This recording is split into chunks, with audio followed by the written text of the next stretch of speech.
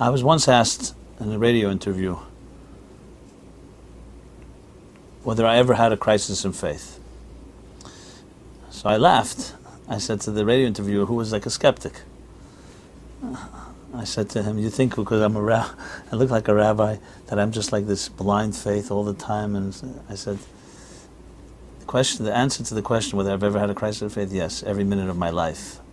How could you not have a crisis of faith when you live in a world where good people are suffering, where innocent people senselessly don't seem to get what they deserve, the wicked prosper? So if you're a believer, and a thinking believer, and a person who's sensitive to the events in the world, you have a very big crisis of faith. Every minute is a crisis. As a matter of fact, I said to him, you probably think that atheists are like honest, and people of faith are like a crutch. It's like a crutch. I'll tell you the exact opposite is true, because let me ask you a question. If you don't believe in God, then the Holocaust shouldn't bother you. Who says there's justice in this world?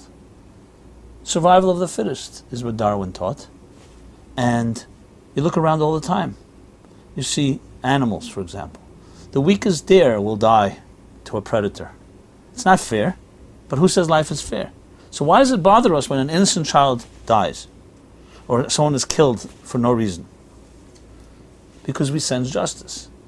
So a person of no faith would have to say, it shouldn't bother me, it doesn't bother me, just no different than some animals will die this winter and others won't. So I tell you that everybody has faith. You may not call it God.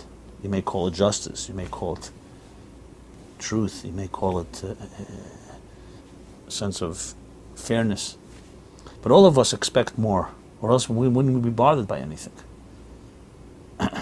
So to be a person of faith is a harder choice, because faith is not a crutch. Faith is choosing that I still believe, no matter how difficult life may be, and how unfair it sometimes seems, how cruel it may be, I still believe in higher truths.